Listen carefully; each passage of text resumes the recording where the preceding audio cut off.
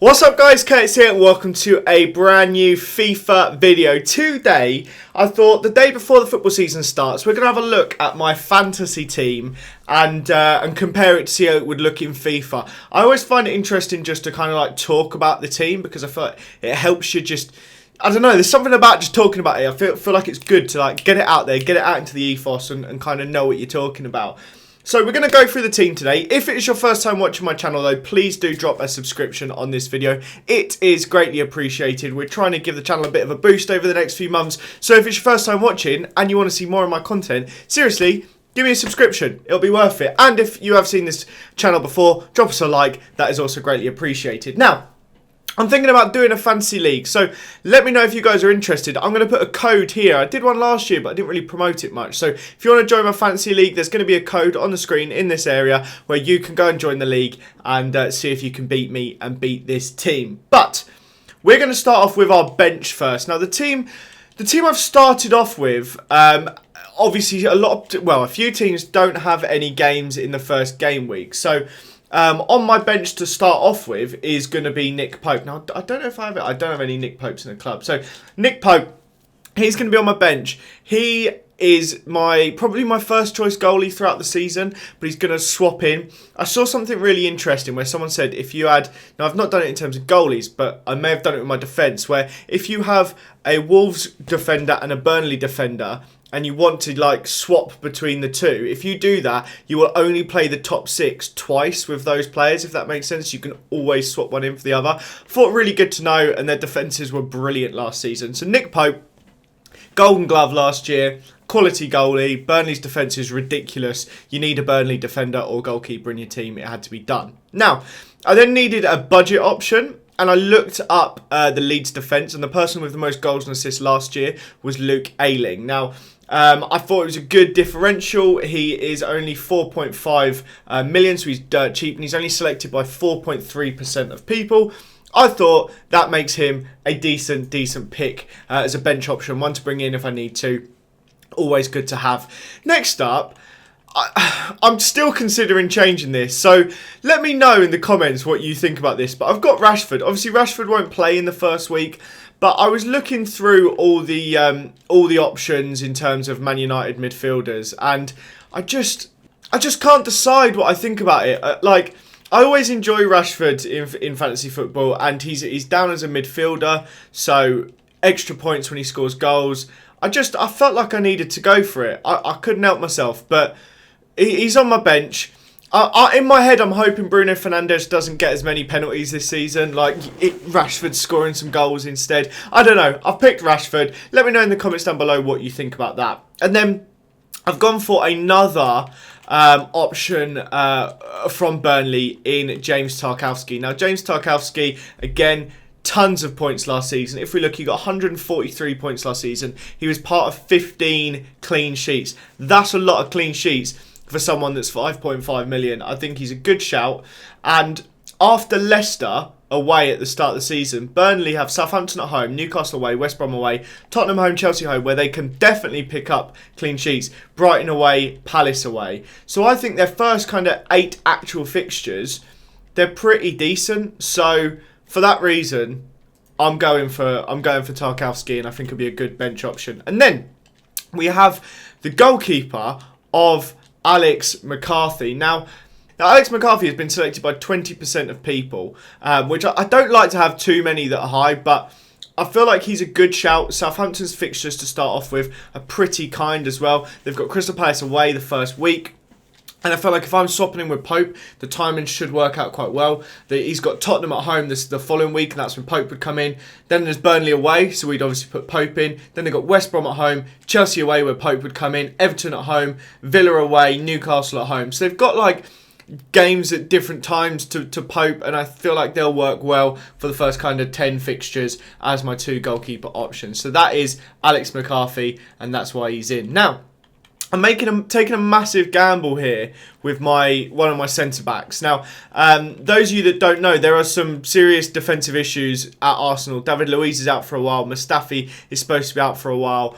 Half of our defence are injured. I think William Saliba might get straight into the team. I just have a feeling. So I've taken a massive gamble for week 1 at 4.5 million, selected by only 3.8% of people. Our first 2 games are Fulham away and West Ham at home. There's a massive chance we keep 2 clean sheets there, and I think Saliba could be a very clever differential to start us off. It could be a massive mistake and I could regret it immensely, but I'm hoping I don't. We'll see. And then central centre-back, we've gone for Willy Bolly. Now, Willy Bolly is a player that always does well in fantasy football. I've always enjoyed him. He is, how big is he? He's 6'5". He's bloody massive, Willy Bolly is. He's humongous. And scores goals from corners. That's why I'm saying that. Scores goals from corners and free kicks. Set piece, useful. But Wolves' defence is also brilliant. He obviously didn't feature that much last season, but even when he did, he was part of the Wolves team that, considering he played the second half of the season, kept 12 clean sheets and only conceded 15 in the games he played. So to have almost as many clean sheets as goals conceded is brilliant. I think he's an excellent, excellent pickup. And do they do a points per game on here? I can't remember if they do a points per game, but basically, if he stays fit this season, I think Willy Bolly is an excellent, excellent shout. Now, I'm not too happy about this choice, given that he matches up with my McCarthy. I've gone for Kyle Walker-Peters. Now, Kyle Walker-Peters was obviously excellent at the back end of last season. Southampton improved massively, and he was a big, big part of that. A huge fixture in it. But it's just something about having a Southampton goalie and defender when actually they didn't have that many clean sheets last season. They've got a relatively easy start to the season, but there's a little part of me that says maybe swap out Kyle Walker-Peters for a different option. So that may change. In fact, right this second, I'm going to go change my team. Right, I've just made a change midway through. This might happen more, lads. This is partly why I wanted to do it. I wasn't happy with Kyle Walker-Peters. There was not enough clean sheets in the team. I can't believe this guy's 4.5 million. I'm going to go for Jamal Lascelles. Now, Jamal Lascelles, obviously, Newcastle have brought in some decent reinforcements. I think they're looking all right now. And they kept clean sheets last year. Lascelles kept 8 clean sheets last season when he was on the pitch. Obviously, he did concede 31 goals, but they also have first 2 weeks of West Ham and Brighton, and maybe ahead of game week 3, he's one I can transition out, and we can make some changes to the team and kind of reassess where we are then. But Tarkowski's going to start coming in. Luke Ayling will be able to play games. I think for week 1, that's a solid back 4. You've got Crystal Palace away for Southampton, Fulham away for Saliba. It's a risk, but if it pays off, we're laughing. Sheffield United and West Ham. I think we could pick up some clean sheet points there, and we may be in a good spot. We'll see. I don't know. Let's not hold our breath. But we're going to move on to our midfielders, and we're going to start off with Heung-min Son. Now, I hate putting Tottenham players in my fantasy team. I always try not to, but you can't not. With Heung-min Son. He's a decent price this year. Why won't it let me put in the team? There you go, off you go. He's 9 million, which I think is good. And he got 11 goals, 13 assists and 7 clean sheets last year. He got 169 points. I think he did well under Jose Mourinho, and I think we're going to see him do well again to start off the season. Tottenham's start is pretty decent as well.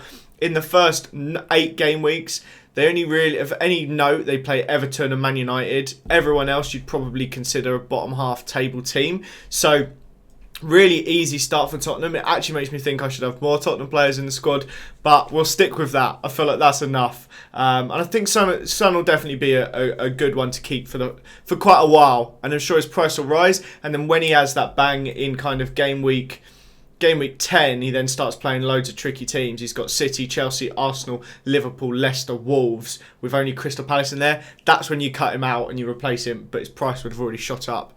That's how you think about these things. Next up, we've got another bit of a gamble, and the issue with this one is that we actually only have one sub available on the bench that will play week 1, but we've got Bukayo Saka. Now, Bukayo Saka could potentially be playing anywhere in Arsenal's team. He could be playing left back, he could play right wing, he could play centre mid. He's incredibly versatile, but he only costs 5.5 million. He's dirt cheap, and obviously, like I said, Arsenal have Fulham away and West Ham at home. Last time we played Fulham away, we scored 5 goals. There's all the chance in the world he could be involved in some of them. It's a massive gamble, this one.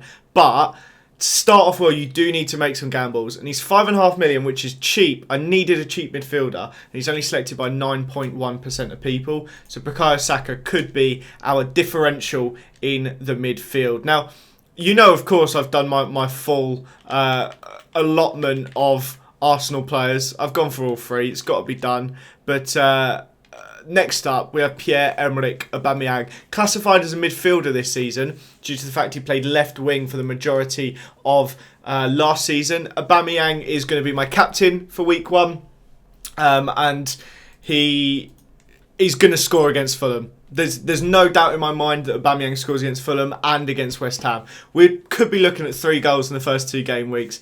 This could come back to bite me, but I just feel like the guy is an unbelievable striker, and anyone that hasn't got him in your midfield, I think you're missing out. I have sacrificed Kevin De Bruyne for this, but that is because Kevin De Bruyne's not playing week 1, and then City start after that is hard. They've got Wolves away, who they always struggle against. Then they've got Leicester. They've got Leeds away, which they'll probably do something, and then they've got Arsenal. So their first, it's not going to be until game week 6 where you start to see them go, right, there's some serious points here. So that might be when I make like the changes to do with Son. De Bruyne is always in my fantasy team. He'll be in it for a chunk this year.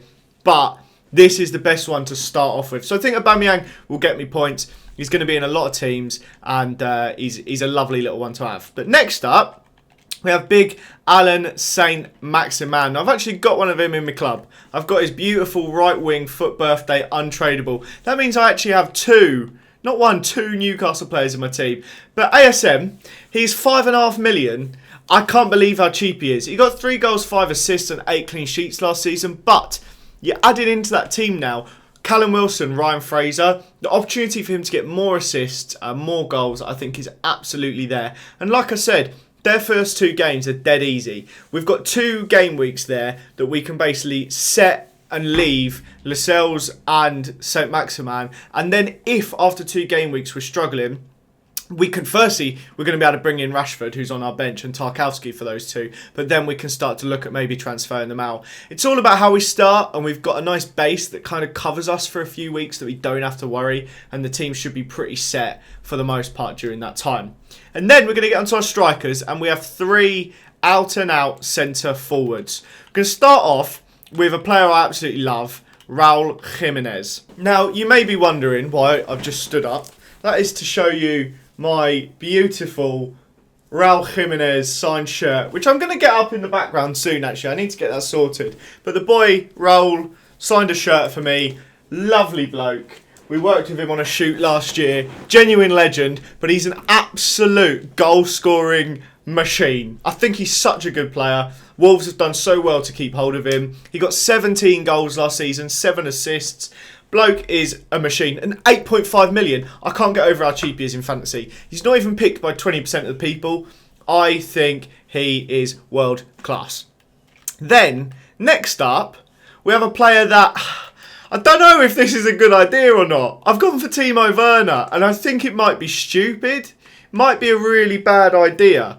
Now, Timo Verna is selected by 47.8% of people.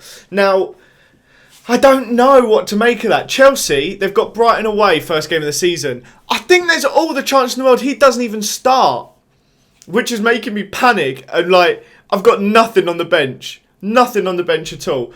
Will he start? Chelsea fans, let me know. Will he definitely start in the first game of the season? Or will it be Tammy Abraham or Giroud to let him bed in a bit? I don't know. I don't know if he's going to start. But then, Chelsea's season's not too bad until kind of like the 14th week. There's a couple tricky games, but they've got a lot of smaller teams to start off with.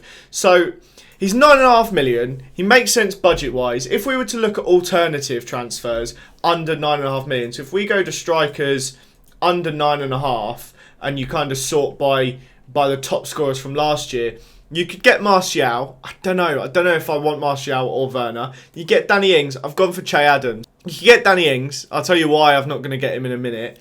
Tammy Abraham's just not going to play. Firmino, you just don't trust it. Chris Wood. See, you can't get any of the top strikers. You can't get Harry Kane. You need another million for Harry Kane. It's hard to tell. The City strikers, you don't trust them. Liverpool, it's tricky. So I've gone for Timo Verna.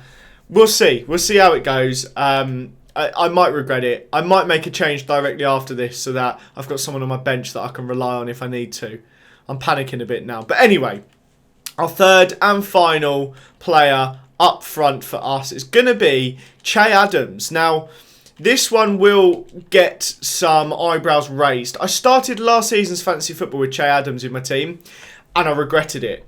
But to his credit, Che Adams finished last season post-lockdown with 4 goals, 4 assists in 1,000 minutes. And most of those, it was about 6 starts post-lockdown, and he got 4 goals, 4 assists. I think he's found a bit of a slot there, playing as 2 up top with Danny Ings, and I think we're going to see him get some serious returns this year. So for a 6 million job, I think in terms of other £6 million players, your other choices are Ayew, who I had at times last year, don't fancy him this year. Jay Rodriguez, who could be definitely a great option. He would probably be who I'd go for if I didn't have Che Adams.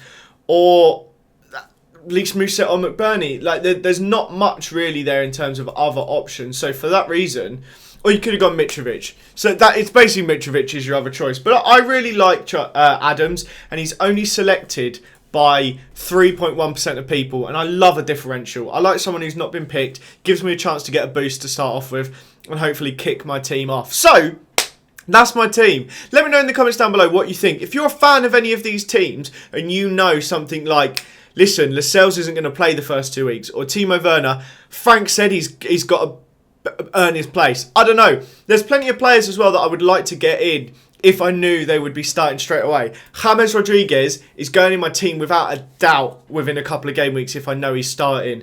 Kai Havertz, I'm very interested in Kai Havertz. I think he's going to be an absolute point-scoring machine. Matt Doherty at Tottenham, I think he's a really good shout if I'm able to free up the funds at any point. He's going to basically, we saw in the Tottenham doc, the right-back's got to get up the pitch. Adama Traore, obviously, I'm tempted to get him in. There's some really interesting ones, but this is what I'm starting with, but this team will develop. Let me know in the comments down below what you guys think. Let me know your teams and how you're mixing it up as well, and I look forward to hearing it. Thank you so much for watching. Have a fantastic day, and I'll see you all next time. Bye, guys.